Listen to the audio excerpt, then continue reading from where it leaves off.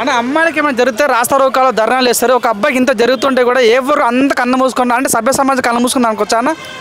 అబ్బాయి అంటే అన్న మన గాడిద అన్న, మనది గాడిద. నిజంగా చెప్పాలంటే 40 కుటుంబం కోసం, ఫ్యామిలీ కోసం, వైఫ్ కోసం, పిల్లల కోసం పని చేస్తూ చేస్తూ చేస్తూ మనం గాడిద చాకరీ, మనం జాబులు దేనికి చేస్తాం, ఈఎంఐలు కట్టడానికి చేస్తాము. ఇప్పుడు మన మ్యాట్రిమోనీ సైట్ చూసుకుంటే అమ్మాయి వాళ్ళ నాన్నకి చెప్తారు, నాన్న అబ్బాయిని పంపమను ఇక్కడ కలుస్తా అంటది.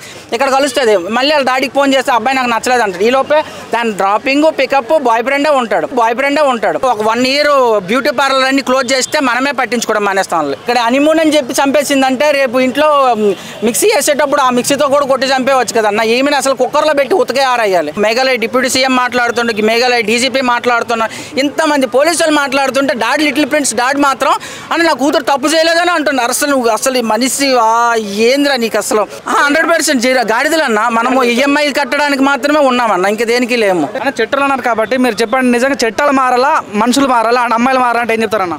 ఇక్కడ అమ్మాయిలు మారన్న, వాళ్ళది ప్రొఫెషనల్గా ఎంచుకున్నారన్న. ఒకరిని చీట్ చేయాలి, ఇద్దరిని చీట్ చేయాలి, నెక్స్ట్ మంత్ ముగ్గురిని చీట్ చేయాలని వాళ్ళు టార్గెట్ పెట్టుకున్నారు.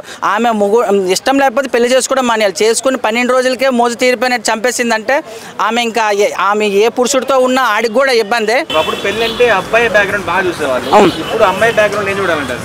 అమ్మాయి బ్యాక్గ్రౌండ్, అమ్మాయి క్యారెక్టర్ చూస్తే చాలన్న. పేదింటి అమ్మాయి నేను చేసుకోవచ్చు అన్న, అమ్మాయి క్యారెక్టర్ చూసి చేసుకోవాలండి. ఈ రోజు పెళ్లి చేసుకోవడం బెటరా, ఇట్లా లైఫ్ లో సింగిల్ కొట్టుకోవడం ఉండడం బెటరా?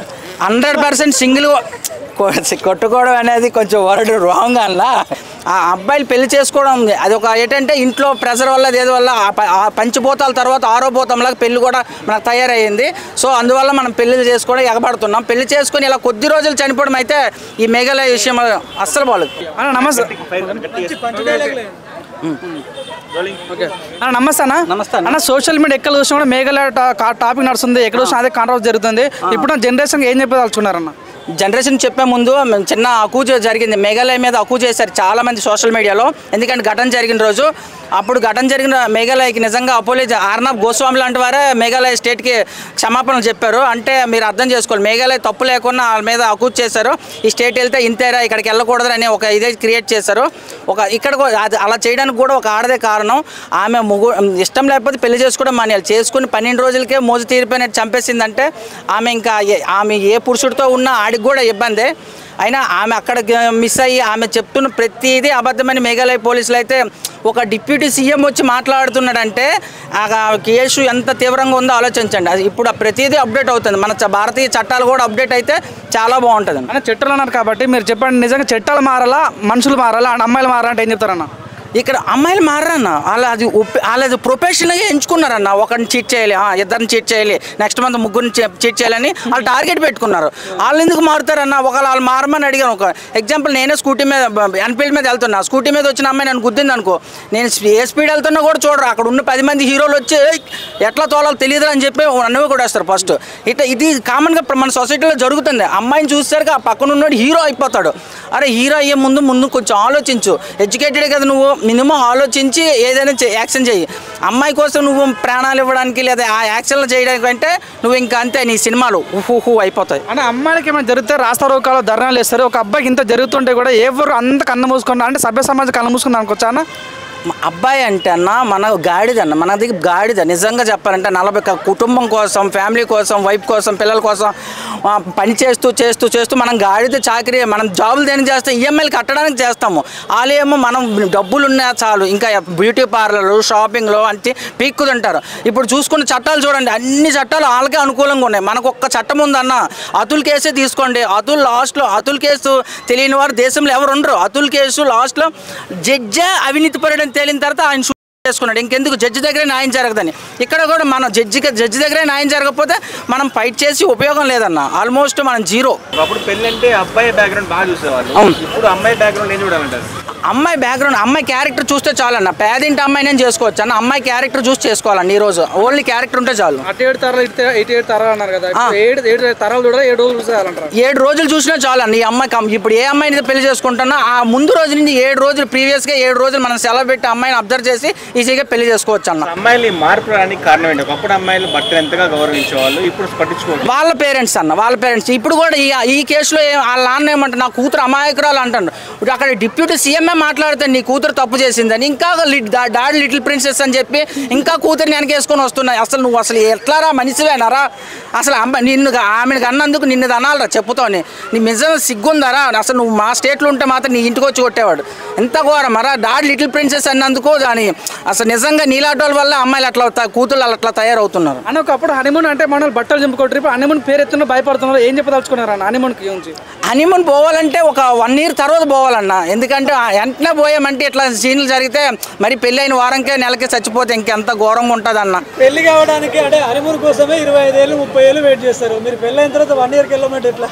తప్పదండి, అమ్మాయికి అర్థం చేసుకోవాలన్న. ఇక్కడ హనీమూన్ అని చెప్పి చంపేసిందంటే రేపు ఇంట్లో మిక్సీ వేసేటప్పుడు ఆ మిక్సీతో కూడా కొట్టి చంపేవచ్చు కదన్న. ఈమెను అసలు కుక్కర్లో పెట్టి ఉతకే ఆరేయాలి. ఎవరిలో మిక్సీలో పెట్టి ఉడికించారు కదా కుక్కర్లో పెట్టి, వాళ్ళకు ఈమెను పెట్టాలి కుక్కర్లో. అన్న అమ్మాయిల కోసం సీ టీమ్ అని ఉంది, అబ్బాయిల కోసం సీ టీమ్ అని ఇంకా రావట్లేదు అంటే ఏం చెప్తాదలుచుకున్నారు అన్న? గవర్నమెంట్కి ఈ టీం ఇంకా రావట్లేదు అంటే ఏం చెప్తాదలుచుకున్నారు?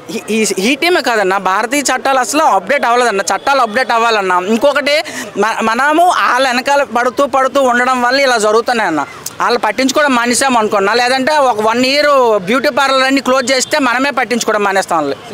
సార్ ఇప్పుడు లవ్ మ్యారేజ్ బెటర్ అంటారా అరేంజ్ మ్యారేజ్ బెటర్ అంటారా? 2 marriages కరెక్ట్ అని చెప్తాను. కాకపోతే అమ్మాయిని కంపల్సరీగా డిటెక్టివ్ చేయాలి. 7 days డిటెక్టివ్ చేసి అప్పుడు పెళ్లి చేసుకోవాలని. 7 days ఛాలెంజ్. 7 days challenge. అలాంటి మిగతా డాడ్ లిటిల్ ప్రిన్సెస్లకు ఏం చెప్తారు? డాడ్ లిటిల్ ప్రిన్సెస్ ఎవరిని మార్చలేదు అన్న. అసలు ఇప్పుడు మన మ్యాట్రిమోనీ సైడ్ చూసుకుంటే అమ్మాయి వాళ్ళ నాన్నకి చెప్తాను, నాన్న అబ్బాయిని పంపమను ఇక్కడ కలుస్తా అంటది. ఇక్కడ కలుస్తుంది, మళ్ళీ వాళ్ళ డాడీకి ఫోన్ చేస్తే అబ్బాయి నాకు నచ్చలేదు అంటాడు. ఈలోపే దాని డ్రాపింగ్ పికప్ బాయ్ ఫ్రెండే ఉంటాడు. మరి వాళ్ళ నాన్నే ఇరుపప్పని చేస్తుంది అది. ఇంకా మళ్ళీ ఏం చెప్తాం వాళ్ళకి మెసేజ్? వాళ్ళకి తెలియదా? అంత అసమానా? అంత అసమన్న.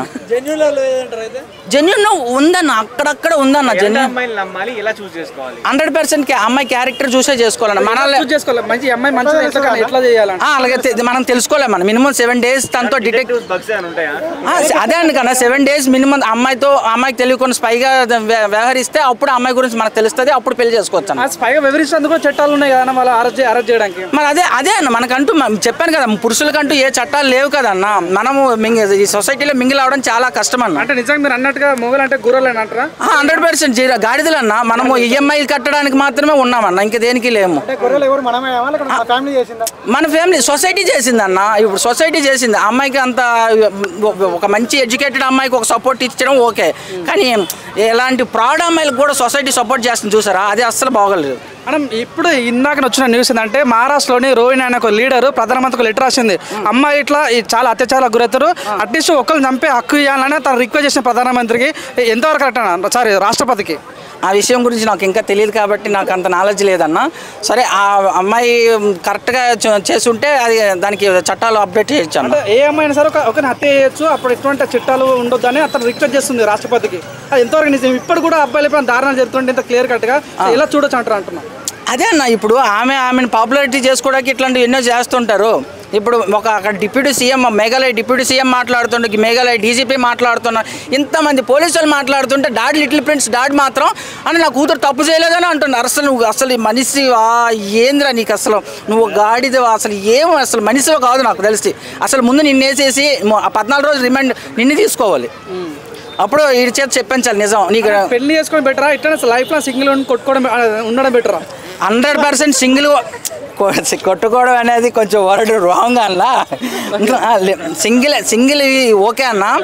మనకి ఫ్యామిలీ మన పెద్దలు ఏం చెప్పారంటే మన ఫ్యామిలీని ఎక్స్టెండ్ కావాలి కదరా మనం సంపాదించిన ఆస్తుల కోసం అని చెప్పి అప్పుడు పెళ్ళిళ్ళు చేసేవారు. ఇప్పుడు మనం ఏం సంపాదించే అంత ఇది ఏం లేదు కాబట్టి పెళ్లి చేసుకోకుండా సింగిల్గా ఉండడమే కరెక్ట్ అన్న. ఓకే థ్యాంక్ యూ అన్న.